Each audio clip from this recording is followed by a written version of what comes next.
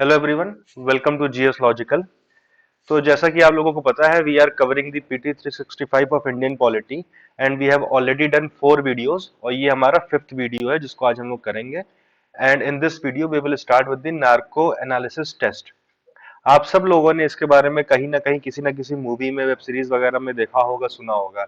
Basically जब किसी से भी सच बुलवाना होता है, उसको झूठ बोलने से रोकना होता है, तो उसको एक पर्टिकुलर प्रोसेस से गुजरना पड़ता है। उसको एक इंजेक्शन दिया जाता है, कुछ उसके अंदर एडमिनिस्टर किया जाता है और फिर वो एक अनकॉन्शियस टाइप की स्टेट में चला जाता है। फिर उससे जो भी पूछा जाता है उसका वो सही जवाब ही देता है। ऐसा हम लोगों ने देखा है कहीं ना कहीं टीवी में या फिर मूवीज वगैरह में, और जो कि काफी हद तक सही भी है। बेसिकली इसमें होता क्या है, as a part of narco test sodium pentothal pentothal sodium pentothal, also called truth serum, is injected into a person, which lowers a person's self consciousness, allowing them to speak without inhibition। मतलब कहने का मतलब क्या है कि इसमें एक particular एक तरीके का केमिकल होता है जिसको हम बोलते हैं सोडियम पेंटोथेल, जिसको हम ट्रुथ सीरम के नाम से भी बोलते हैं। जब ये किसी भी इंसान के अंदर जाता है तो उसकी एक जो सेल्फ कॉन्शियसनेस होती है, भाई आपको झूठ बोलने के लिए बहुत कॉन्शियस होना पड़ता है। आप जितना ज्यादा कॉन्शियस होगे उतना अच्छे से झूठ बोल लोगे। और अगर आपकी कॉन्शियसनेस थोड़ी कम हो जाएगी या खत्म हो जाएगी तो जो आपके दिमाग में ऑलरेडी ट्रुथ फीडेड है वही बाहर निकलेगा, है ना। कोई अगर आपसे पूछता है आपका नाम क्या है, तो ऑल ऑफ अ सडन आप बिना किसी स्पेशल फोकस के साथ अपना नाम बोल देते हो। बट अगर आपको झूठ बोलना है कि आपका नाम मुकेश नहीं सुरेश है, तो थोड़ा सा आपको अपने दिमाग पे जोर डालना पड़ता है। तो ये उसी जोर को कहीं ना कहीं न्यूट्रल कर देता है जो आपका केमिकल होता है। बात क्लियर हो गई। The Supreme Court in Selvi and others versus state of Karnataka and ANR जो भी है, ये 2010 ruled that narco analysis, brain mapping and polygraph test can not be conducted on any person without his or her consent. अब भाई ये तो एक तरीके से बहुत बड़ा टेस्ट हो गया। तो सुप्रीम कोर्ट ने इस पर्टिकुलर केस में बोला था कि ये, चाहे आपका नार्को टेस्ट हो, चाहे आपके इसके अलावा ब्रेन मैपिंग जो होती है या पॉलीग्राफ टेस्ट होता है, ये सब किसी भी इंसान के ऊपर उसके कंसेंट के बिना आप नहीं कंडक्ट कर सकते हो। ठीक है। The judgement was based on the view of article 20 sub clause 3 and article 21। 20 sub clause 3 क्या कहता है? It gives you the right against self incrimination. Self incrimination का मतलब क्या होता है? आपको अपने ही खिलाफ गवाही देने के लिए बाध्य नहीं किया जा सकता है। You can not be compelled to give a statement against your self. तो यही बात यहाँ पे आर्टिकल 23 में लिखी हुई है। और आर्टिकल 21 तो भाई आपकी राइट टू लाइफ और पर्सनल लिबर्टी को एक तरीके से एडमिनिस्टर करता ही है। तो ये कहीं ना कहीं नार्को टेस्ट आपकी पर्सनल लिबर्टी के भी अगेंस्ट है, क्योंकि आप सच बोलना नहीं चाह रहे हो लेकिन आपसे बुलवाया जा रहा है। तो कहीं ना कहीं इन दोनों आर्टिकल को ध्यान में रखते हुए ये जजमेंट दिया था सुप्रीम कोर्ट ने। Narco analysis report is not admissible as primary evidence in the court. और इसको कोर्ट में एज अ प्राइमरी एविडेंस नहीं लिया जाता है कि इसके बेसिस पे जज अपना जजमेंट दे देगा। हाँ, इसको एज अ फैक्टर ले लिया जाता है। जब बाकी सारे एविडेंस आपके अगेंस्ट में हो और फिर आपका नार्को टेस्ट भी आपके अगेंस्ट में हो जाए, तो उस केस में नार्को टेस्ट को हम इंक्लूड कर लेते हैं। लेकिन बाकी सारे, मान लीजिए आपके एविडेंस आपके फेवर में हो और अकेला नार्को टेस्ट आपके अगेंस्ट में है, तो उस केस में नार्को टेस्ट के बेसिस पर जजमेंट नहीं दिया जाएगा। बात क्लियर हो गई। However, any information that is subsequently discovered with the help of voluntarily administered test results can be admitted। अब जैसे मान लीजिए आपको नार्को टेस्ट जब आपका हुआ तो आपने कुछ सच्चाई बोल दी उसमें, ठीक है। फिर उस सच्चाई की जब और पड़ताल करी गई और इन्वेस्टिगेट किया गया, तो ये बात सामने है कि हाँ आपने सच बोला है और ये वाकई में ऐसा है। तो नार्को टेस्ट के बाद जो पोस्ट इन्वेस्टिगेशन है उसके बेसिस पे भी नार्को टेस्ट को ले सकते हैं। अकेले नार्को टेस्ट के बेसिस पे जजमेंट नहीं हो सकता है। ये अभी न्यूज में क्यों है? क्योंकि अभी यहाँ पे रिसेंटली जो दिल्ली में आपके रेसलर प्रोटेस्ट कर रहे थे, तो उनको नार्को टेस्ट कराने के लिए बोला गया था अंडर द मतलब गाइडेंस ऑफ सुप्रीम कोर्ट। तो ये सारी चीजें इस वजह से न्यूज में था। आई होप चीजें क्लियर हो गई हैं। अगला क्या है? रिक्यूजल ऑफ जजेस। अब देखिए होता क्या है ना कि जज जब उस चेयर पे बैठता है अपनी, ठीक है, तो उसको उससे एक्सपेक्ट किया जाता है कि वो न्यूट्रल रहेगा। वो अपने सारे रिश्ते नाते, सारे अपने इकोनॉमिक, पॉलिटिकल, सोशल इंटरेस्ट छोड़ करके वो उस चेयर पे बैठा हुआ है और बाकी किसी भी चीज की वजह से वो बायस होकर के डिसीजन नहीं देगा। लेकिन अब भाई देखिए होता ही है ना कि तो सर्कमस्टेंसेस है। हो सकता है कि कभी जज के सामने कोई ऐसा मुद्दा आ जाए जिसमें उसका भी कुछ इंटरेस्ट हो। मान लीजिए उसके किसी दूर के रिलेटिव का मुद्दा आ जाए या उसके क्लोज के रिलेटिव का मुद्दा आ जाए, या किसी ऐसी कंपनी का या किसी ऐसी इकोनॉमिक एंटिटी का मुकदमा आ जाए जिसमें उसका खुद का इंटरेस्ट हो। तो उस केस में क्या होगा? उसको रेक्यूज कर दिया जाता है। रेक्यूज मतलब वो उस केस से हट जाएगा, ठीक है, वो उस केस से हट जाएगा। whenever there is a potential conflict of interest, a judge can recuse or withdraw from a case to prevent the perception of being biased। ठीक है, ताकि ऐसा ना लगे कि जो कोर्ट है उसका जजमेंट बायस्ड है, तो वो जज जिसका खुद का कोई इंटरेस्ट है वो अपने आप को रिक्यूज कर लेगा या फिर विड्रॉ कर लेगा, एक ही बात होती है। दो तरीके के रिक्यूजल होते हैं, एक होता है ऑटोमेटिक वेयर अ जज himself withdraws from the case. भाई जज खुद से क्योंकि ईमानदार है, मोस्टली जजेस होते भी है खुद से ईमानदार, उनकी खुद की एक कहीं ना कहीं डिग्निटी होती है या इंटीग्रिटी होती है, तो वो अपने आप से हट जाते हैं, तो उसको हम बोलते हैं ऑटोमेटिक रिक्यूजल।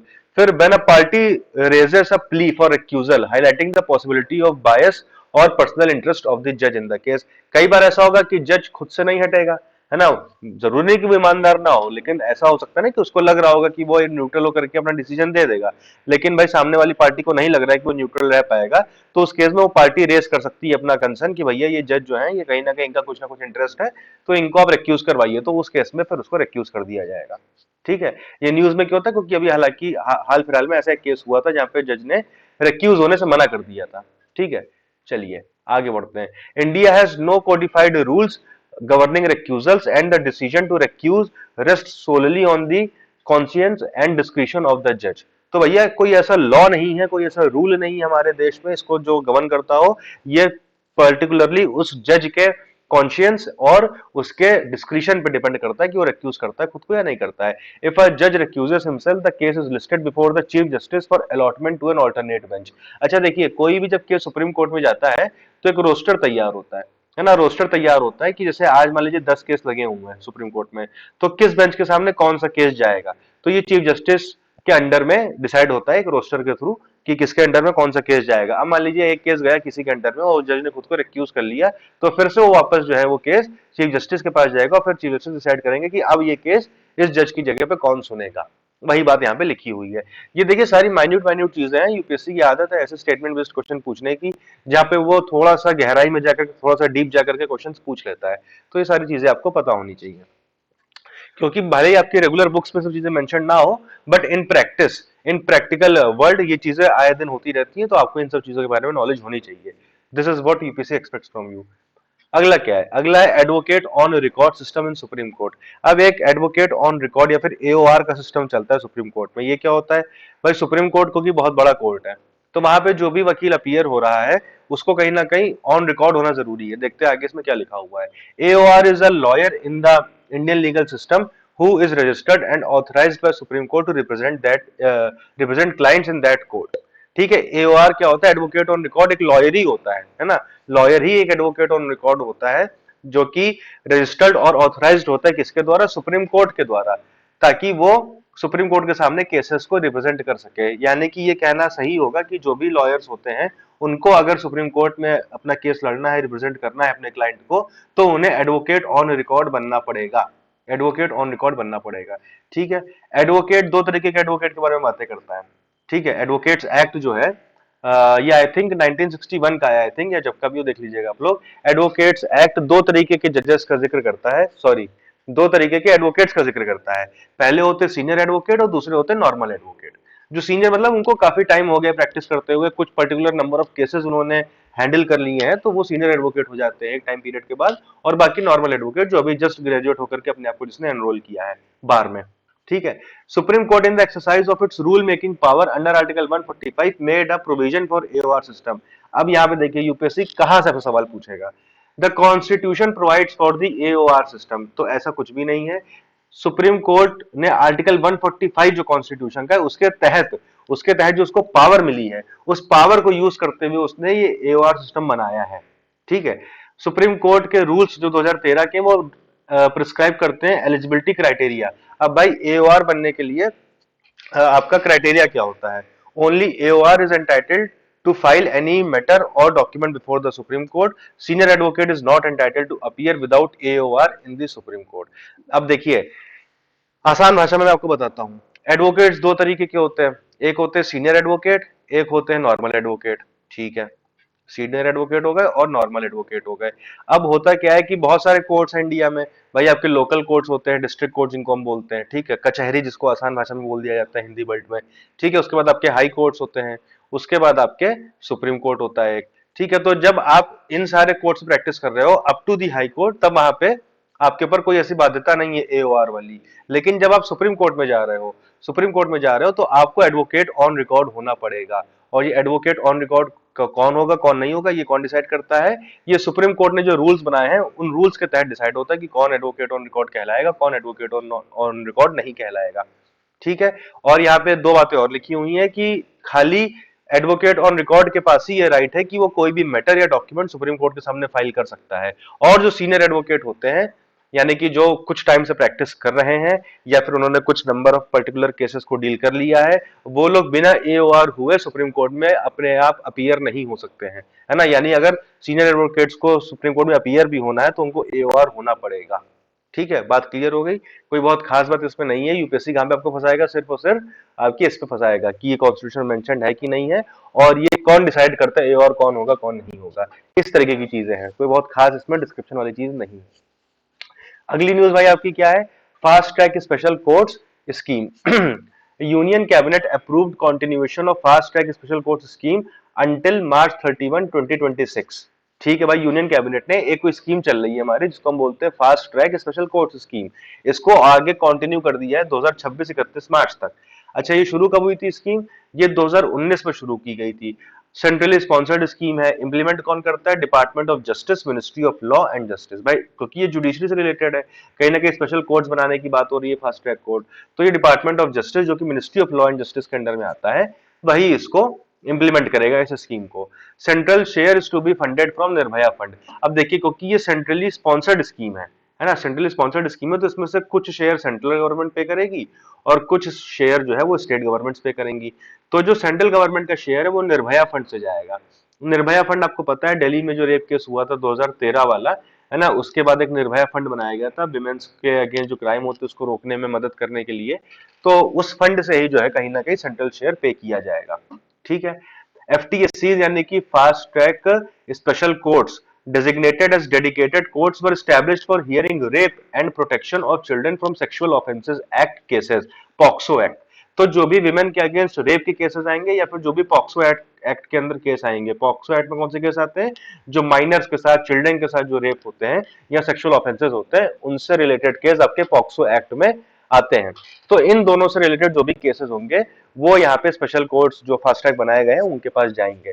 ये कोर्ट्स इसलिए बना ही गए थे कि जो ऐसे रेप केसेस आ रहे हैं या सेक्सुअल ऑफेंसेस के केस हैं, इनको सालों साल, 10 साल, 15 साल, 20 साल तक नहीं लटकाया जाए, इनका एज फास्ट एज पॉसिबल इनको निस्तारण किया जाए, इनको एक तरीके से कंक्लूड किया जाए। तो उसी के लिए ये स्कीम लाई गई थी। और इस स्कीम के तहत जो कोर्ट्स बनाए गए हैं उसमें जो सेंट्रल शेयर का फंड है वो निर्भया फंड से जाएगा। बार बार मैं चीज इसलिए रिपीट कर रहा हूँ ताकि आपके दिमाग में कहीं ना कहीं फीड हो जाए सब चीजें, क्योंकि ये सब फ्रिंज चीजें, माइन्यूट चीजें हैं, इस पे आप बहुत ज्यादा फोकस नहीं कर सकते हो, बहुत ज्यादा टाइम नहीं दे सकते हो। तो जितना भी आप सुन ले रहे हो उतना ही काफी होना चाहिए आपके लिए। ठीक है, ये हो गया enactment of criminal law amendment act 2018 which included stringent punishment including death penalty for rape offenders led to the creation of FTSCs. तो 2018 में criminal law amendment act pass किया गया था जिसमें थोड़ा सा स्ट्रिंजेंट पनिशमेंट दी गई थी रेप केसेस में, है ना, डेथ पेनल्टी तक की बात हो गई थी। तो इन सारी चीजों को इंप्लीमेंट करने के लिए ही एफटीएससीज बनाए गए थे। FTSCs are linked to national judicial data grid. तो भैया एक नेशनल जुडिशियल डेटा ग्रिड है जिसमें कहीं ना कहीं पूरे देश के जो भी जुडिशियल डेटा है वो कहीं ना कहीं एक जगह लिंक किया जाता है। तो इन एफटीएससीज को भी वहां पे लिंक कर दिया गया है ताकि हम एक बार में सारा डेटा, जैसे मान लीजिए किसी भी केस से रिलेटेड कोई बातें हैं जो पहले किसी और केस में हो चुकी हैं, तो वो सारी जो डेटा वो एक ही जगह पे असेंबल हो जाए, तो वो एक कॉमन ग्रिड बनाई गई है, तो उसी से इनको भी लिंक किया गया है। आई होप चीज क्लियर है यहाँ पे आपको। अगली न्यूज क्या है? नारी अदालत। नारी अदालत इज अ पार्ट ऑफ संबल सब स्कीम अंडर मिशन शक्ति which operates under ministry of women and child development. अब देखिए, मिशन शक्ति आया था, बहुत ही एक तरीके से फ्लैगशिप स्कीम है या फिर फ्लैगशिप मिशन है जिसका एम क्या था? To strengthen women safety, security and empowerment. अब ये मिशन शक्ति के अंदर विमेन्स के लिए बहुत सारे इनिशिएटिव लिए गए हैं। ठीक है, उन्हीं में से एक सब स्कीम है संबल सब स्कीम। अब संबल सब स्कीम के अंडर ये नारी अदालतें बनाई गई हैं। बात क्लियर हो गई। मिशन शक्ति ओवरऑल विमेन्स के लिए है, ठीक है, किसी स्पेसिफिक क्राइम या किसी स्पेसिफिक मुद्दे के ऊपर नहीं है। ये ओवरऑल विमेन के एम्पावरमेंट के लिए, उनकी सिक्योरिटी के लिए, उनकी सेफ्टी के लिए। उसी के अंडर बहुत सारी सब स्कीम्स हैं। तो वैसे सब स्कीम है संबल सब स्कीम, और संबल सब स्कीम के अंडर में क्या है? नारी अदालत बनाई गई है। Nari Adalat provides women with an alternate grievance redressal mechanism for resolving cases of petty nature, जैसे कि harassment, curtailment of rights etcetera face by women at gram panchayat level. तो जो भी ग्राम पंचायत के लेवल पे विमेन्स के साथ पेटी क्राइम्स होते हैं, जैसे हरेसमेंट वगैरह हो गया या उनके राइट्स का कर्टेलमेंट हो रहा है, तो वो सारे केसेस को छोटे लेवल पे ये एड्रेस करने के लिए नारी अदालत बनाई गई है पंचायत लेवल पे, ताकि वहीं पे सारे केसेस आपके एड्रेस हो जाए और जो मेन स्ट्रीम की जुडिशरी है उसके ऊपर ज्यादा लोड पेटी केसेस का ना पड़े। होता यही है ना कि जो पेटी केसेस होते हैं वो भी हमारी नॉर्मल जुडिशरी के पास जाते हैं, जो मेन जुडिशियल स्ट्रक्चर है।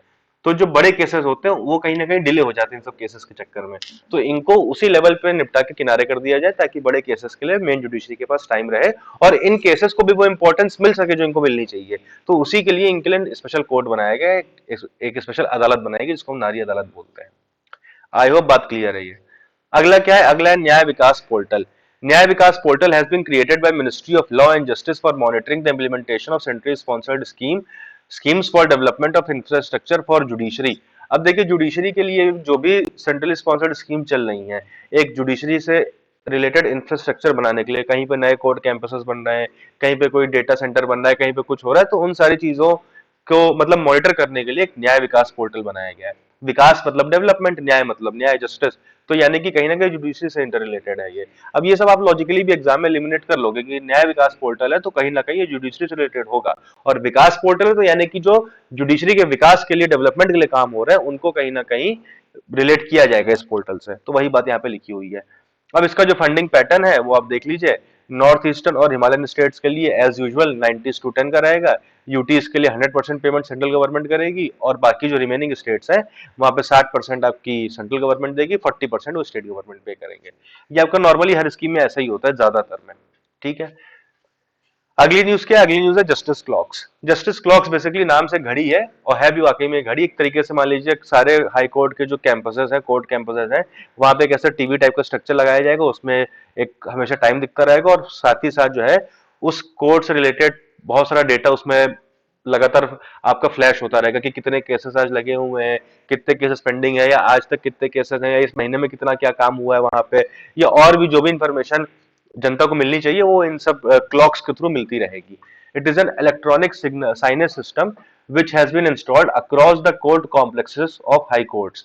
The initiative will inform stakeholders about court related key parameters and bring awareness among public by providing bird eye view of court related data. Simple सी बात है, कुछ भी इसमें खास नहीं है। क्वेश्चन फ्रेम होने के चांसेस भी नेक्स्ट टू निल है। चलिए, अब यहाँ पे अदर इनिशिएटिव्स की बात की गई है, टेक्नोलॉजी एंड जुडिशरी। ठीक है, तो यहाँ पे कुछ इनिशिएटिव्स की बात करी गई है जो जो लिए गए हैं हमारे जुडिशरी में टेक्नोलॉजी को इंप्लीमेंट करने के लिए। असल में न्यूज में क्यों आया? न्यूज में इसलिए आया क्योंकि सुप्रीम कोर्ट ने डायरेक्शन इशू किया सारे हाई कोर्ट्स को for ensuring digitisation of lower court record. तो जो लोअर कोर्ट से, कभी आप में से कोई अगर लोअर कोर्ट किसी ने विजिट किया हो तो आप देखेंगे वहां पे बहुत सारी पुरानी पुरानी पुरानी फाइलें धूल मिट्टी के साथ फटी टूटी हालत में पड़ी हुई है। 20 साल 30 साल पुरानी फाइल्स ऐसे पड़ी हुई हैं। तो कभी कोई डैमेज हो जाए, मतलब एक आग लग जाए, एक माचिस कहीं पे जल जाए, तो बहुत सारा डेटा लॉस हो जाए, वहां पे बहुत सारे पेंडिंग केसेस का डेटा ही गायब हो जाए पूरा वहां से।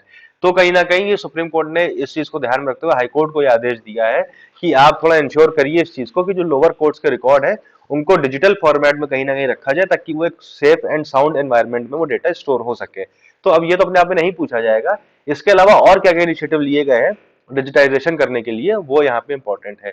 जैसे कि ई कोर्ट्स मिशन है, तो इसमें भी कोई खास पॉइंट है नहीं ध्यान रखने वाला। Interoperable criminal justice system to enable seamless transfer of data and information among stakeholders like courts, police, jails. तो मतलब वही है कि जो भी क्रिमिनल जस्टिस सिस्टम का पूरा जो डेटा है वो कहीं ना कहीं इंटर ऑपरेबल तरीके से एक दूसरे के साथ शेयर किया जाए। अब क्रिमिनल जस्टिस सिस्टम में सब लोग आते हैं ना, आपका पुलिस से लेकर के आपकी जुडिशरी तक पूरी जो है क्रिमिनल जस्टिस सिस्टम का पार्ट होती है, जेल्स वगैरह जो होते हैं। तो कहीं ना कहीं क्या होता है कि डेटा, कुछ पुलिस के पास डेटा पड़ा हुआ है ना, कुछ आपका कोर्ट्स में डेटा पड़ा हुआ है, कुछ आपका जेल में डेटा पड़ा हुआ है ना। मान लीजिए एक इंसान अरेस्ट हुआ तो उसका डेटा पुलिस के पास है, फिर उसके बाद जो प्रोसीडिंग चली उसका डेटा कोर्ट के पास है, फिर जो उसको सजा मिली है, जो सजा काट रहा है, कितने दिन वो जेल में रहा है, कितने दिन बेल पे रहा है, कितने दिन पेरोल पे रहा है, फरलो पे रहा है, तो वो सारा डेटा जेल में होता है। तो कहीं ना कहीं इन सारे डेटा को इंटर ऑपरेबल तरीके से एक वो कर दिया जाए, एक तरीके से आपका एक साथ इकट्ठा कर दिया जाए ताकि इंफॉर्मेशन शेयर हो सके और सीमलेसली इंफॉर्मेशन का एक्सेस किया जा सके। तो वही सारी बात है, क्वेश्चन फ्रेम होने के चांसेस नहीं है इस पे। ये सब चीजें आप मेंस में आंसर राइटिंग में आपके लिए बहुत हेल्प करेगा। तो पीटी 365 को सिर्फ आप प्री के लिए मत यूज करिए, हालांकि मेंस के टाइम पे भी आती है इनकी अलग से, लेकिन इसमें बहुत सारा ऐसा डेटा होता है जो आपको एडेड एडवांटेज देगा, वो एक नंबर एक्स्ट्रा लाने के लिए, जो एक नंबर या 2 नंबर आपको रैंक आपकी 10-15 रैंक ऊपर आपको पहुंचा सकते हैं। ठीक है, तो इन सारे डेटाओं को आपको वहां पे इंक्लूड करना है। अगला क्या है, FASTER, FASTER by Supreme Court. FASTER का फुल फॉर्म क्या है, fast and secure transmission of electronic records by Supreme Court. अब ये क्या है, it is a software to transmit court orders swiftly and securely through electronic mode. अब जो court के ऑर्डर होते हैं, कभी कई बार आपने सुना होगा, अगर आपका कहीं बहुत नजदीक से पाला पड़ा होगा इन सब चीजों से, तो आपको ये चीज पता होगी कि जैसे मान लीजिए कोर्ट का कोई जजमेंट आया, तो आज जजमेंट आया, कई बार ऑर्डर आने में 1-2 दिन 3 दिन लग जाते हैं, है ना। तो उस वजह से चीजें पेंडिंग रहती हैं भाई। अगर आप जुडिशरी, मान लीजिए आप हाई कोर्ट के ऑर्डर से संतुष्ट नहीं हो, आपको सुप्रीम कोर्ट जाना है, तो आप तब तक नहीं जा सकते जब तक हाई कोर्ट का ऑर्डर आपको ना मिल जाए। सिर्फ जजमेंट आने से कुछ नहीं होता, जजमेंट तो जो है जज आपको कोर्ट में बैठ के सुना देता है, बट जो जजमेंट ऑर्डर होता है पूरा वो टाइप होता है, उसमें बहुत सारा टाइम लगता है, फिर वो आगे पास किया जाता है, तब फिर आप वो लेके जा सकते हो सुप्रीम कोर्ट के पास। तो कहीं ना कहीं इन सब चीजों को हैंडल करने के लिए सुप्रीम कोर्ट ने क्या किया, एक सॉफ्टवेयर लेके आए हैं to transmit court order swiftly, ताकि वो आसानी से, एक बार आपने ऑर्डर अपलोड कर दिया उस सॉफ्टवेयर पे, तो सब लोग एक्सेस कर सकते हो उसको तुरंत के तुरंत। ठीक है, वही बात यहाँ पे लिखी हुई है। अगला क्या, सुवास, सुप्रीम कोर्ट विधिक अनुवाद software to translate English judgments into regional language.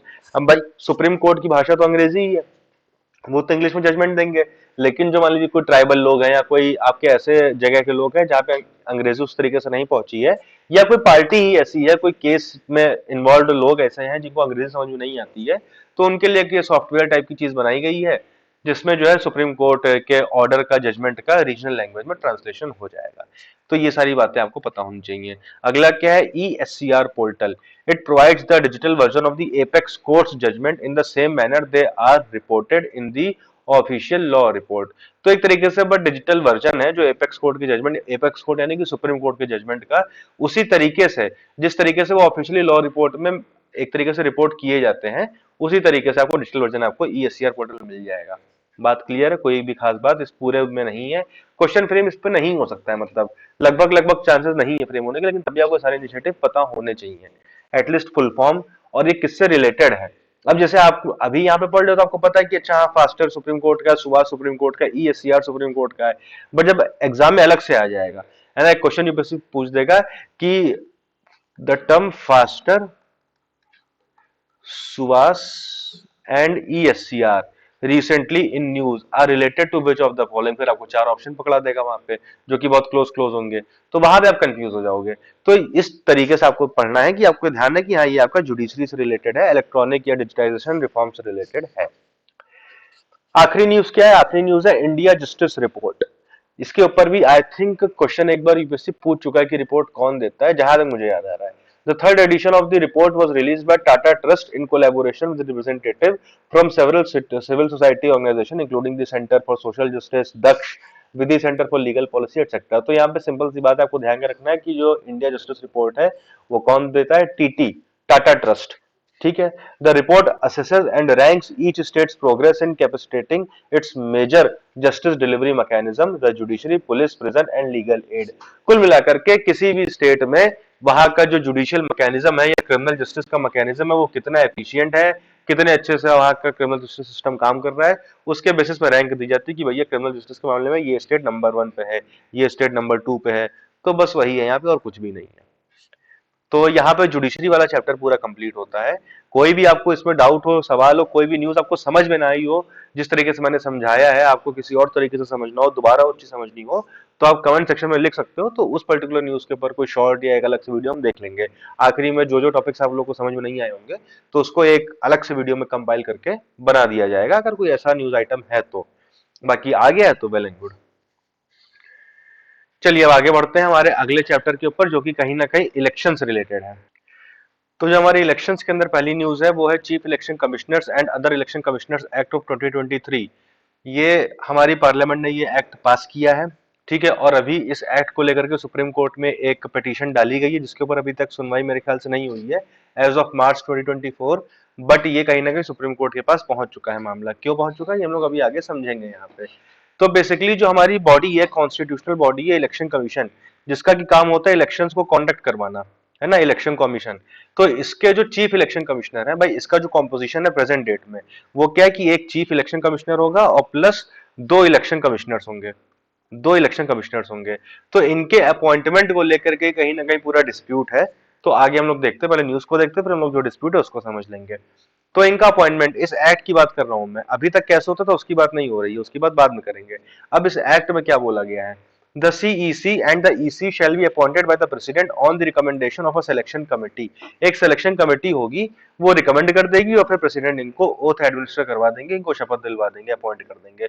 Selection committee में कौन कौन होगा, प्राइम मिनिस्टर उसके चेयरमैन होंगे, लीडर ऑफ अपोजिशन या फिर leader of the largest opposition party जो लोकसभा में है प्रेजेंटली कांग्रेस, उसका जो लीडर होगा, यानी कि प्रेजेंटली अधीर रंजन चौधरी आपके इसमें है लोकसभा में, ठीक है, वो होंगे। और फिर एक union cabinet minister to be nominated by the president. ये तीन लोग मिलकर के जो है कहीं ना कहीं इलेक्शन कमिश्नर का नाम सजेस्ट करेंगे और उसी नाम के ऊपर प्रेसिडेंट मोहर लगा देगा। अब यहाँ पे दिक्कत क्या है, दिक्कत ये है कि जो इलेक्शन कमिश्नर का काम होता है, इलेक्शन कमीशन का काम होता है, वो एक बहुत ही पायस काम है आपके डेमोक्रेसी के अंदर, ठीक है। इनका काम होता है इलेक्शंस कंडक्ट करवाना। अब इलेक्शन कंडक्ट करवाने के लिए जो इलेक्शन कमीशन है उसका न्यूट्रल रहना बहुत जरूरी है। अगर वो किसी भी पार्टी को सपोर्ट करने लगेगी तो कहीं ना कहीं वो उसके फेवर में इलेक्शंस कंडक्ट करवाएगी और फिर उसके तरफ से कहीं ना कहीं बायसनेस वाली चीज रहेगी और फिर इलेक्शंस जो है फ्री एंड फेयर नहीं हो पाएंगे, ऐसा माना जाता है। इसी वजह से जो अभी तक सिलेक्शन कमेटी थी उसमें क्या था, थोड़ा सा बैलेंस था। एक तरफ प्राइम मिनिस्टर होते थे, दूसरी तरफ लीडर ऑफ अपोजिशन होते थे, तो भैया एक इस तरफ के हो गए, एक उस तरफ के हो गए, ठीक है। उसके अलावा तीसरे होते थे चीफ जस्टिस ऑफ इंडिया, ठीक है, या फिर इनके द्वारा नॉमिनेट किया गया कोई और सुप्रीम कोर्ट का जज जो कि एक न्यूट्रल इंसान होता है वैसे भी। तो ये तीन लोग मिलकर के नाम डिसाइड कर देते हैं, तो कहीं भी बायसनेस की जगह थी ही नहीं। बट अब जो नया एक्ट आया उसमें क्या हो गया है, प्राइम मिनिस्टर तो ही एक तरफ, लीडर ऑफ अपोजिशन भी एक तरफ है, लेकिन अब सीजीआई को हटा करके एक यूनियन कैबिनेट मिनिस्टर को रख दिया गया है। अब भाई ऑब्वियस सी बात है कि जिस पार्टी का पीएम होगा उसी पार्टी का यूनियन कैबिनेट मिनिस्टर होगा। तो अब यानी कि इन तीन लोगों की कमेटी में मेजोरिटी हो गई किसकी, रूलिंग पार्टी की, जिसकी सरकार है ना, रूलिंग पार्टी की मेजोरिटी हो गई। तो कहीं ना कहीं उनको जिसको मन होगा वो उसको इलेक्शन कमिश्नर और चीफ इलेक्शन कमिश्नर बना सकते हैं। इस चीज को लेकर के पूरा डिस्प्यूट है। सर्च कमेटी, अब ये तो सिलेक्शन कमेटी है, अब ये सेलेक्ट किसको करेगी, तो कुछ एक पैनल ऑफ नेम्स भी होना चाहिए ना, तो पैनल ऑफ नेम्स कौन देगा, वो सर्च कमेटी देगी। सर्च कमेटी को कौन हेड करेगा, minister of law and justice shall prepare a panel of 5 persons for consideration of the selection committee. 5 लोगों की लिस्ट दी जाएगी, उनमें से किसी एक को जो है ये पैनल, आपका सर्च कमेटी जो है, सॉरी सिलेक्शन कमेटी, वो सेलेक्ट करके प्रेसिडेंट को बोल देगी कि भैया इनको शपथ दिलवा दो। एलिजिबिलिटी क्राइटेरिया क्या है, पर्सन हु आर होल्डिंग और have held a post equivalent to the rank of secretary to the government of India. मतलब एक सीनियर आईएएस ऑफिसर सेक्रेटरी की रैंक तक की अगर आपने पोजीशन को होल्ड किया है या फिर उसके इक्विवेलेंट पोस्ट को या फिर उसके ऊपर की पोस्ट को, तो आप एलिजिबल हो। उसके अलावा should be persons of integrity who have knowledge of and experience in management and conduct of elections। तो उनको कुछ ना कुछ इलेक्शंस को लेकर के एक्सपीरियंस होना चाहिए, नॉलेज होनी चाहिए और उनकी इंटीग्रिटी बहुत हाई होनी चाहिए, ये एलिजिबिलिटी क्राइटेरिया रखा गया है। But again these are the qualitative measures, ये कोई क्वांटिटेटिव मेजर तो है नहीं, ये तो क्वालिटेटिव मेजर्स हैं। तो इसमें कौन फिट हो रहा है कौन फिट नहीं हो रहा है, भाई मेरे हिसाब से आपकी इंटीग्रिटी अच्छी है, किसी और के हिसाब से आपकी इंटीग्रिटी अच्छी नहीं है, तो ये तो सब्जेक्टिव हो गया ना एक तरीके से। तो ये चीज है। सैलरी क्या है, सैलरी इनकी सुप्रीम कोर्ट के जज के बराबर रहेगी। टर्म ऑफ ऑफिस क्या रहेगा, चीफ इलेक्शन कमीशन कमिश्नर और इलेक्शन कमिश्नर, इनका टर्म मैक्सिमम होगा term of 6 years from the date on which they assume their office, या फिर 65 ईयर ऑफ एज, जो भी पहले हो जाएगा, ठीक है। यानी कि अगर आपके 6 साल पूरे हो गए या आपकी 65 ईयर्स ऑफ एज पूरी हो गई, जो भी पहले हो गया तो आपको अपनी पोस्ट छोड़नी पड़ेगी, ठीक है। और फिर आप री अपॉइंटमेंट के लिए एलिजिबल नहीं रहोगे, यानी कि कोई भी इंसान एक ही बार बन सकता है। Where an election commissioner is appointed as chief election commissioner, his term of office shall not be more than 6 years in aggregate as the EC and CEC। यहाँ पे एक बहुत ही माइन्यूट पॉइंट है, यूपीएससी यहाँ पे आपको बहुत आसानी से फंसा सकता है। वो क्या है कि मान लीजिए कोई इंसान इलेक्शन कमिश्नर बना है, ठीक है, फिर आगे चल के उसी को चीफ इलेक्शन कमिश्नर बना दिया गया, तो भी इसके ये दोनों ऑफिसर्स का टर्म मिला करके 6 साल से ज्यादा नहीं होना चाहिए। यानी कि मान लीजिए अगर कोई इंसान 4 साल तक इलेक्शन कमिश्नर रहा है, फिर उसको प्रमोट कर दिया गया सीईसी पे, तो वो सीईसी सिर्फ 2 साल के लिए रह सकता है, ठीक है। ये नहीं कि फिर से उसको नया टर्म मिलेगा 6 साल का, नहीं, वो क्यूमुलेटिव होगा, एग्रीगेट होगा, ईसी और सीईसी का मिला करके टर्म एक इंसान को 6 साल का ही मिलेगा। Conduct of business, all business of the election commission is to be conducted unanimously in case of difference of opinion decided through the majority. तो ये जो तीन लोग बैठेंगे ना, एक चीफ इलेक्शन कमिश्नर और 2 इलेक्शन कमिश्नर, तो ज्यादातर मुद्दे ये लोग यूनानिमसली डिसाइड करेंगे, यानी कि जहां पे ये तीनों लोग एक मुद्दे पे होंगे वही काम किया जाएगा। लेकिन अगर कभी ऐसा होगा कि ये लोग एक मुद्दे पे एग्री नहीं कर पा रहे हैं, तो फिर मेजोरिटी देखी जाएगी, 3 में से 2 लोग जिस चीज को ओके कर देंगे उस चीज को कर लिया जाएगा। यानी कि अब यहाँ पे देखिए इलेक्शन कमिश्नर और चीफ इलेक्शन कमिश्नर की पावर में बहुत सारा डिफरेंस नहीं है। चीफ इलेक्शन कमिश्नर के पास कोई एक्स्ट्रा पावर नहीं है कि वो चीफ है तो फिर उसको ज्यादा पावर मिल जाएगी डिसीजन मेकिंग में। डिसीजन मेकिंग में तीनों का ही इक्विवेलेंट रोल है, ये बात आपको समझनी है। Removal and resignation, CEC can only be remove from his office in a manner and on ground similar to that of the Supreme Court जज। तो भाई इनका भी इंपीचमेंट होगा पार्लियामेंट में, जैसे कि सुप्रीम कोर्ट के जज का इंपीचमेंट होता है। और इलेक्शन कमिश्नर और जो नॉर्मल इलेक्शन कमिश्नर है, they can be remove from the office upon the recommendation of the CEC. CEC के पास ये एक्स्ट्रा पावर है कि वो इलेक्शन कमिश्नर को रिमूव करवाने के लिए रिकमेंडेशन दे सकता है। ठीक है, वो रिकमेंडेशन दे सकता है कि भैया ये इलेक्शन कमिश्नर जो है इनको आप हटा दीजिए। A CEC और NEEC में resign at any time by writing to the president, और ये लोग अपना रिजाइन भी कर सकते हैं राष्ट्रपति महोदय को चिट्ठी लिख करके। तो आई होप ये बात आपको पूरी क्लियर है, न्यूज आपको क्लियर हो गई है। आगे बढ़ते हैं नेक्स्ट न्यूज पे। अच्छा, नेक्स्ट न्यूज से पहले इसमें केस दिया हुआ है, Anoop Barnwal versus union of India, 2023 का रीसेंट केस है। Supreme Court ruled that CEC and ECs will be chosen by a committee comprising the Prime Minister, the Leader of Opposition and the Chief Justice of India। तो ये कहीं ना कहीं ये judgement आया है सुप्रीम कोर्ट का, और इसी जजमेंट के अगेंस्ट में पार्लियामेंट ने ये लॉ पास कर दिया ऊपर वाला। तो कहीं ना कहीं ये एक टसल का मुद्दा है एग्जीक्यूटिव और जुडिशरी के बीच में इस पर्टिकुलर टॉपिक को लेकर के। तो देखिए आने वाले टाइम में कैसे चीजें अनफोल्ड होती हैं। हालांकि फिलहाल तो जो है अभी हाल फिलहाल में न्यूज आई है कि गवर्नमेंट ने जो है इसी प्रोसीजर से हमारे दो इलेक्शन कमिश्नर्स को अपॉइंट कर दिया है। ठीक है, इलेक्शन कमिश्नर्स का अपॉइंटमेंट जो भी हुआ है वो अभी इसी नए वाले प्रोसीजर से हुआ है, जिसमें चीफ जस्टिस ऑफ इंडिया की जगह एक यूनियन कैबिनेट मिनिस्टर होंगे कमेटी में। ठीक है, तो अब देखिए आने वाले टाइम में चीजें कैसे होती हैं, बट फिलहाल आपको इस न्यूज में इतना ही जानना था। ठीक है, अगला क्या है, aspects of election process and reform. Recently, the department-related Parliamentary Standing Committee on Personal, Public Grievances, Law and Justice tabled a report on specific aspects of electoral election process and their reform। तो यहाँ पे कहीं ना कहीं reforms की बातें हो रही हैं, तो उसके पहले आपको ये जानना जरूरी है आर्टिकल जो से रिलेटेड है। 324(1) sub clause 1, 324 sub clause 1 election commission को एम्पावर करता है कि वो जो भी आपका इलेक्शंस होते हैं पार्लियामेंट के या फिर विधानसभाओं के, स्टेट असेंबली के, तो उनसे रिलेटेड जो भी तैयारियां करनी है उनको सुपरवाइज करना, डायरेक्ट करना, इलेक्टोरल रोल तैयार करना, ये सारी पावर इलेक्शन कमीशन के पास है अंडर दिस आर्टिकल। फिर आर्टिकल 243 के और 243 जेड ए में स्टेट इलेक्शन कमिश्नर बनाए गए हैं। ठीक है, उनके पास क्या टास्क होता है, जो लोकल बॉडी के इलेक्शंस होते हैं उनके लिए सेम काम करना जो इलेक्शन कमीशन जो है आपका पार्लियामेंट और स्टेट असेंबली के इलेक्शन के लिए करता है। आई होप चीज क्लियर है यहाँ पे। अब यहाँ पे क्या दिया हुआ है, false declaration during filing of nomination for elections. तो भाई यहाँ पे क्या है, एक सेक्शन 33A है RPA एक्ट में, रिप्रेजेंटेशन ऑफ पीपल्स एक्ट, जो कि 1951 वाला है ना, एक 1950 वाला एक 51 वाला है। तो 51 के सेक्शन 33A में क्या लिखा हुआ है, it requires the candidates to disclose information about charges framed by a court against them for offenses punishable by more than 2 years imprisonment and any convictions resulting in imprisonment of 1 year or more।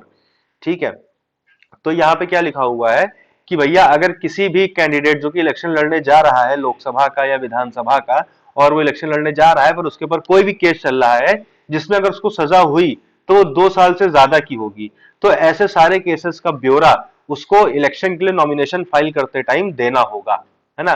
कोई मान लीजिए ऐसा case चल रहा है जिसमें 6 महीने की सजा हो सकती है, तो उसकी बात अलग है। लेकिन अगर कोई ऐसा केस है जिसमें 2 साल के ऊपर की सजा हो सकती है, तो ऐसे केस की इंफॉर्मेशन देना बहुत जरूरी है।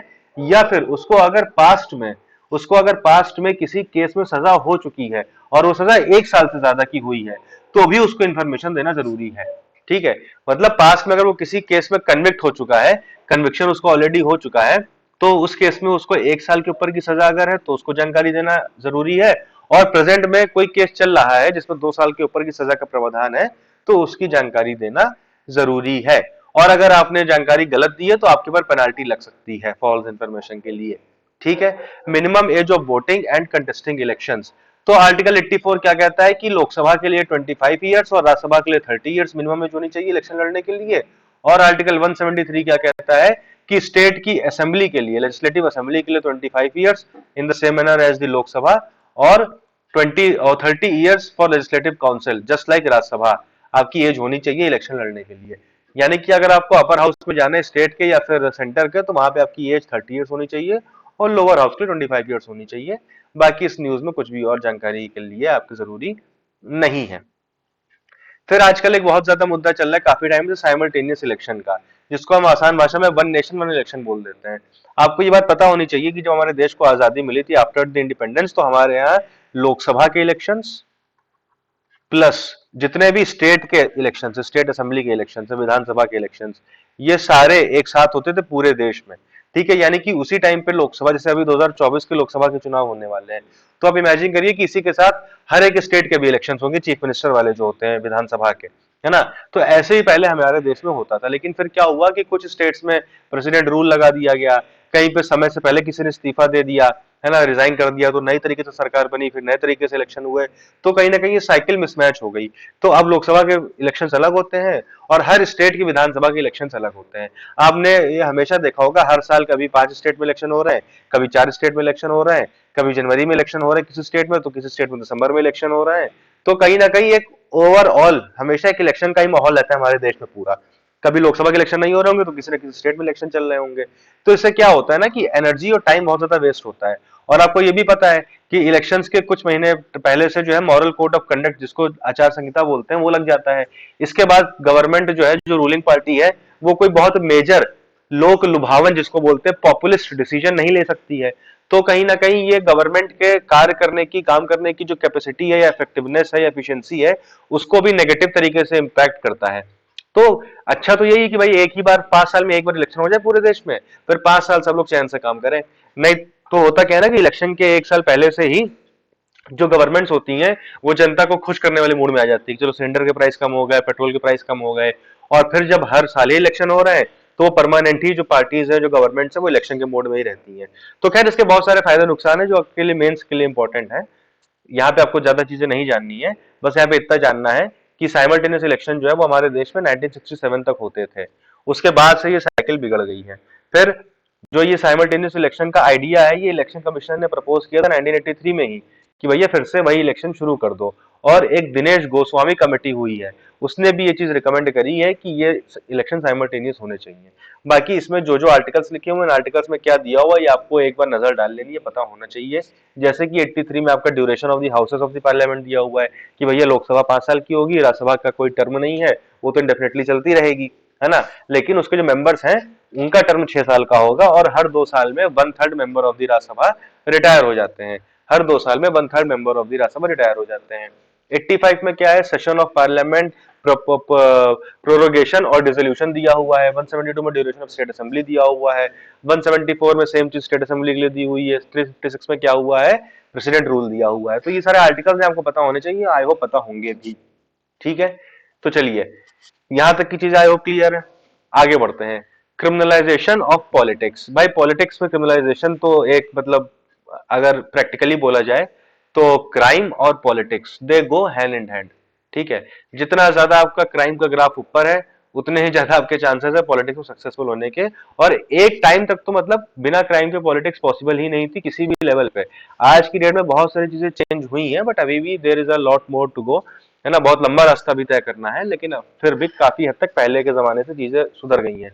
पहले तो बैलेट पेपर पे जब इलेक्शन होते थे, तो पूरे के पूरे बैलेट पेपर ही जो है गुंडे माफिया लोग उठा करके ले जाते थे, उसको चेंज कर देते थे, या फिर उसमें जैसे बैलेट बॉक्स में इंक फेंक दी तो सारे वोट डाइल्यूट हो गए, पता ही नहीं चल रहा कि किस पर्चे में किसको वोट दिया गया था। बहुत सा बंदूक के दम पे वोट दिलवाना, है ना, इस तरीके की चीजें। बूथ पे जाकर के जहाँ पे वोटिंग हो रही है, वहां बंदूक लेके खड़े हो गए, चलिए आप सब लोग हम ही को वोट दीजिएगा। तो ये सब चीजें बहुत ज्यादा होती थी। तो कहीं ना कहीं ये भी मेंस का टॉपिक है, इंटरनल सिक्योरिटी में भी काफी हद तक कवर हो जाएगा, हालांकि है तो ये पॉलिटिकल गवर्नेंस का टॉपिक ही। खैर प्रीलिम्स में इसमें कुछ एक इंपॉर्टेंट फैक्ट्स हैं जो आप देख लीजिए।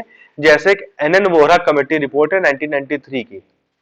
ठीक है, तो आपसे पूछ लिया जाएगा कि N N Vohra committee was related to, तो आपको पता होना चाहिए कि ये क्रिमिनलाइजेशन ऑफ पॉलिटिक्स के ऊपर थी। इन्होंने क्या कहा था, state that the nexus between the criminal gangs, police, bureaucracy and politicians has come out clearly in various part of the country. तो कोई बहुत खास बात नहीं थी, बट आपको एनएन वोहरा कमेटी का नाम याद रखना है कि किससे रिलेटेड थी। फिर ADR, association for democratic reforms. ठीक है, ये हमारे देश में एक संस्था है जो कि डेमोक्रेटिक रिफॉर्म्स को लेकर के इन्होंने एक एसोसिएशन बना रखा है, और टाइम टाइम पे अपनी जो है रिपोर्ट से लोग जारी करते रहते हैं। और एडीआर की जो रिपोर्ट्स आ चुकी हैं, वो आपके मेंस के लिए इंपॉर्टेंट भी है, क्योंकि उसमें आपको बहुत सारा डेटा मिल जाएगा अपने आंसर राइटिंग को एनरिच करने के लिए। और फिर वही चीज है कि 1-2 नंबर एक्स्ट्रा हासिल करने के लिए जो कि आपको 10-15 रैंक ऊपर पहुंचा देगा। ठीक है, तो ADR was established in 1999 by a group of professors from the Indian Institute of Management Ahmedabad. IIM Ahmedabad जो कि सबसे प्रेस्टिजियस आईआईएम रहा है हिस्टोरिकली हमारे देश का, तो उसके कुछ प्रोफेसर्स ने ये एडीआर बनाया था 1999 में। ठीक है, फिर यहाँ पे कुछ डेटा दिया हुआ है। Kerala has the highest number of MPs with criminal cases followed by Bihar and Maharashtra. तो अब ये देखिए, जो लोग कहते हैं ना कि एजुकेटेड लोगों के पॉलिटिक्स में आने से बहुत ज्यादा चीजें सुधरेंगी, तो आप उसका लाइव एग्जांपल देख लीजिए। Kerala with the highest literacy, वहां से सबसे ज्यादा एमपी क्रिमिनल केस लेकर के आ रहे हैं। और Bihar with the poorest literacy, वहां पे भी बहुत ज्यादा पॉलिटिक्स में क्राइम का कहीं ना कहीं रोल है। तो हमें इस रिपोर्ट से ये देखने को मिलता है कि हाँ, एजुकेशन डायरेक्टली लिंक्ड नहीं है क्राइम कम होने से। हो सकता है कि अगर आप ज्यादा पढ़े लिखे हो तो आप क्राइम को बेहतर तरीके से एग्जीक्यूट कर लोगे। ये सारी चीजें भी मतलब कहीं ना कहीं प्रैक्टिकल एप्लीकेशन में आ जाएगी। खैर, आगे बढ़ते हैं। Section 8 sub clause 3 of Representation of People Act 1951 says that any lawmaker sentenced for at least 2 years in jail remains disqualified for 6 years upon their release। तो ये I think already we have covered in our earlier videos कि अगर किसी भी इंसान को 2 साल या उससे ज्यादा की सजा हुई है किसी भी केस में, तो वो सजा पूरी करने के बाद 6 और साल तक वो केस मतलब इलेक्शन नहीं लड़ सकता है। जैसे मान लीजिए किसी को 5 साल की जेल हो गई है 2024 में, तो उसकी सजा पूरी होगी 2029 में जाकर के, तो 2029 तक तो इलेक्शन नहीं लड़ेगा। प्लस रिलीज होने के 6 साल बाद तक 2035 तक वो इलेक्शन नहीं लड़ सकता है। तो यानी कि जिसको 2024 में सजा हो गई 5 साल की, वो भी इलेक्शन लड़ पाएगा 2035 में जाकर के, है ना।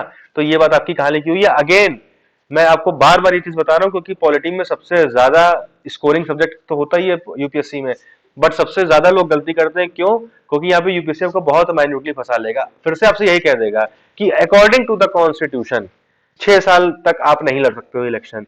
तो अकॉर्डिंग टू द कॉन्स्टिट्यूशन नहीं है भाई, ये अकॉर्डिंग टू आरपीए 1951 है। ये बात आपको ध्यान रखनी है। सिर्फ बातें, सिर्फ फैक्ट नहीं ध्यान रखने, वो फैक्ट कहाँ लिखा है, वो बातें कहाँ मेंशन है, ये भी ध्यान रखना है। ठीक है, again section 84 of the RP Act 1951 allowed convicted MPs, MLAs and MLC to continue in their post provided they appealed against their conviction sentence in higher court within 3 months of the date of judgment by the trial court। ठीक है, in Lily Thomas versus union of India case Supreme Court ruled this section as unconstitutional. तो basically 1951 के, अच्छा इसमें बहुत एक interesting story है इसकी। इसी एक्ट में यह भी बोला गया है कि अगर किसी एमपी, एमएलए या एमएलसी ऑलरेडी कोई है, अगर मान लीजिए, ठीक है, कोई एमपी, एमएलए, एमएलसी है और उसको सजा हो गई मान लीजिए 5 साल की, लेकिन उसने सजा होने के 3 महीने के अंदर अंदर हायर कोर्ट में किसी अपील कर दिया, ऊपर वाले कोर्ट में अपील कर दिया सजा के अगेंस्ट में, तो वो अपनी पोजीशन पे बना रह सकता है, उसको रिजाइन करने की जरूरत नहीं है। ठीक है, लेकिन इस बात को एक 2013 में केस हुआ था lily Thomas versus union of India, उसमें सुप्रीम कोर्ट ने इस सेक्शन को अनकॉन्स्टिट्यूशनल बोलते हुए इस प्रोविजन को हटा दिया था। फिर इसके अगेंस्ट में अब यहाँ पे इंटरेस्टिंग फैक्ट आता है, उस टाइम पे गवर्नमेंट थी मनमोहन सिंह की। मनमोहन सिंह की गवर्नमेंट थी जिसको बाहर से राहुल गांधी और सोनिया गांधी कंट्रोल करते थे। ठीक है, तो मनमोहन सिंह की गवर्नमेंट जो है एक ऑर्डिनेंस लेकर के आई थी और उसमें ये कहा गया था कि ये जो सुप्रीम कोर्ट का जजमेंट है इसको नलीफाई करके ये कह दिया गया था कि अच्छा, अगर सजा हो गई है लेकिन अगर आपने अपील कर दी है तो आप कंटिन्यू कर सकते हो। यानी कि जो इस सेक्शन में लिखा हुआ था उसको वापस से ले आए थे ये लोग। लेकिन राहुल गांधी ने एक प्रेस कॉन्फ्रेंस में इस ऑर्डिनेंस को फाड़ दिया था और कहा था कि हमारे डेमोक्रेटिक राइट्स के अगेंस्ट में है, जो कि सही बात भी है ना। अगर आपके सुप्रीम कोर्ट ने किसी चीज को अनकॉन्स्टिट्यूशनल बोला है और वैलिड ग्राउंड से बोला है तो उसके अगेंस्ट में ऑर्डिनेंस लाने का कोई मतलब नहीं बनता है। बट गवर्नमेंट लेकर के आई और राहुल गांधी जो कि कहीं ना कहीं उसी गवर्नमेंट को बाहर से कंट्रोल करते थे, उन्होंने इस ऑर्डिनेंस को फाड़ के फेंक के अपने एक पब्लिक में इमेज बढ़िया बना ली। अच्छा, टाइम ट्रेवल टू 2023। अभी राहुल गांधी को 2022 या 23 में भी हुआ था जब इनको डिफेमेशन केस में गुजरात में जब इन्होंने मोदी के ऊपर कुछ रिमार्क दिया था कि सारे मोदी चोर होते, इस तरीके वाला जो कोई रिमार्क दिया था, इसके ऊपर उनको 2 साल के ऊपर की सजा हो गई है, 2 साल की सजा हो गई। तो ये एमपी थे, है ना, और इन्होंने अपील भी किया, लेकिन इनको अपने पद से रिजाइन करना पड़ गया क्योंकि इन्होंने वो ऑर्डिनेंस फाड़ के फेंका था जिसमें कहा था कि आप अपने पद पे कंटिन्यू कर सकते हो। तो ये कहीं ना कहीं एक इंटरेस्टिंग चीज थी जो मैंने आपको बताई। खैर, इसका कोई रिलेशन नहीं है एग्जाम से। आपके एग्जाम से क्या क्या रिलेटेड है, ये दोनों सेक्शन और ये लिली थॉमस केस में सुप्रीम कोर्ट का जजमेंट। ठीक है, एक और बहुत इंपॉर्टेंट केस है PU public interest foundation versus union of India 2018। इसमें सुप्रीम कोर्ट ने ऑर्डर किया था पॉलिटिकल पार्टीज को to publish the criminal records of their candidates on their website, social media handles and newspaper. जो भी पॉलिटिकल पार्टीज हैं, उनके जो भी कैंडिडेट्स हैं, जो भी उनके मेंबर्स हैं, उनका जो भी क्रिमिनल रिकॉर्ड है उसको वो पब्लिश करेंगे। पॉलिटिकल पार्टीज की रिस्पॉन्सिबिलिटी है अपने लोगों के क्रिमिनल रिकॉर्ड को पब्लिश करना, कहां पे, उनकी वेबसाइट पे, सोशल मीडिया हैंडल्स पे और न्यूज़पेपर पे। इंपॉर्टेंट केस है ये, ठीक है। तो आज की क्लास को हम लोग यहीं पे रोकेंगे। इलेक्टोरल फंडिंग, अभी इसके ऊपर सुप्रीम कोर्ट का जजमेंट भी आया हाल फिलहाल में, तो उसको भी हम लोग डिस्कस करेंगे, और अदर इंपॉर्टेंट न्यूज, और इसके बाद चैप्टर नंबर 6 ये हम लोग नेक्स्ट वीडियो में कवर करने वाले हैं। तो यहां तक आपको कोई भी डाउट हो, कोई भी क्वेश्चन हो, कोई भी सवाल हो, तो आप पूछ सकते हैं कमेंट सेक्शन में, ठीक है। रिव्यू दे सकते हैं, फीडबैक दे सकते हैं, हाईलाइटेड पीडीएफ टेलीग्राम चैनल से हमारे जाके डाउनलोड कर सकते हैं, जिसका लिंक डिस्क्रिप्शन में है। तो see you in the next video, until then keep studying and thank you.